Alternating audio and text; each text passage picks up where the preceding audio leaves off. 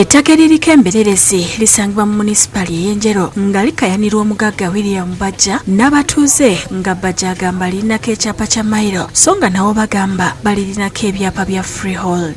Aboogera nti si lyange bakajja basengeko mu mwaka 2012 era nze nkizuula nti batandise okugulako ebibanja kubatwala mu kkooti naye kati bamaze kuzuula nti omusango gugenda basinga mu kkooti ne badduka bagende ku ministry. Ekyapa kya Bajja kyava mu ministry y'ebyettaka ng'abakungu be bamu be bawa n'abatuuze ebyapa ku ttaka eryo. Embeera ennewaliriza abakulu okuva ministry y'ebyettaka nga bakulembeddwamu omuwandiisi ne bakamishona bonna abakola ku nsonga z'ebyettaka mu ggwanga okugenda Enjero okugonjola ensonga zino ng'olukiiko balutuuziza ku munisipaali y'Enjero. Abatuuze balangidde abakungu okuva mu ministry obulyake n'omuluguba ekibaleetedde n'okuvuluga ensonga z'ebyettaka n'okukola ensobi. Awali ekisaawe ky'omupiira bitaanana mwemu ebbuloka eva etyembiko nebuuka nejjawa nebuuka eggulu lyennabe bujowa twakakasanga mu land board y'emukono ku byapa 293 nga ebyapa by'abaamu ebyo tebiriiwo ebyapa ebyo baabifunawa baabijjawa ekitegeeza nti omuvuyo guli eri waggulu eyo etaita eyo eri forged nga sirumyemu eri forged era ne baso akimanyi. Sebo wenkusabira nga nkugamba ministry eyo yasayininga ebintu ebyo housing and permanent smile bikoze bitya byonna nga bwe biri okwo ate yemu yetuwa ebyapa ate yemu yetu confusing yegamba nti bajali luddawa. Bw'abadde yanukula abatuuze ku nsonga eno, kamishona akola ku nsonga y'ebyapa mu ggwanga Robert Nyombi ategeezezza nti waliwo ensobi ezaakolebwa ministry era bw'atyo ne yeetondera abatuuze. Ono ategeezezza nga ministry weegenda okusaawo akakiiko k'ebyekikogo okunoonyereza awava ensobi balabo bayinza n'okuliyirira abamu ku abo abakoseddwa. Genda kuteekawo ka technical committee akajja kubeerako abantu abali within the ministry, within the government, n'abali outside the government.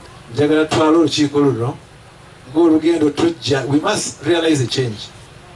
Mu buufu obwo n'abakulira ebyokwenda mu disitulikiti Empigi bagenze Bunjako mu ggombola y'ebuwamu okuzuula amazima ku ttaka eririko enkayana ng'abantu abasoba mu 5 bazze balyegabanya. Ettaka eryogerwako liri ku block number 365 Ebunjako nga lyali lya mugenzi Tamuzadde Zedekiya ne mwannyina Namyalo Bitulensi era ng'abantu bazze balyesenzaako nga bagamba ly'abantu okuli Patrick Katongole, Sali Katali Kabbe ate abandi nti lya Waswa Nyanze nga bino byonna bizuuse Lawrence Muwonge amaze okuligula. Ate okwetoloola kati mwe munaku 2 nti ne Waswa tetumanyi omuntu bw'afa nga kiyisa bubi. Ne Bitulesi Namyalo be batunda ettaka nga baliguza Lawrence Muwonge. Waswa bazengajja n'atandika okutundako ettaka yatookera ku ttaka ligeze lizuukako balandiroodi abawera. Muwonge ng'akiikiriddwa mu nnamateeka we Ssebwannonda Richard ategeezezza nga bafunye abantu basoba mu 2 nga batunda ettaka lino nga bagamba nti lyabwe. Twagala okukozesa ettaka naawe oyinza okuba olinako ky'olinako.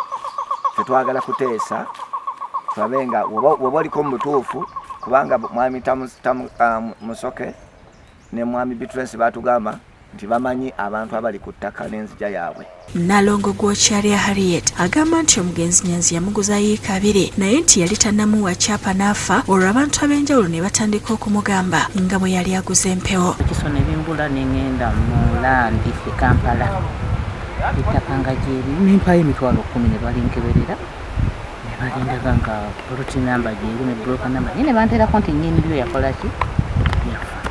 Woba nga tofunye okuyambibwa bulungi tosirikira wansi n'ogamba abapo police tanyambye yensonga lwaki ntapune n'abantu bano oba olina kwebulugunya kubo ng'ovaayo ng'ogamba agundi yandulugunya. Ivan Lubega ne Agnes Najume bakusakidde eggulire lino Crown KD TV.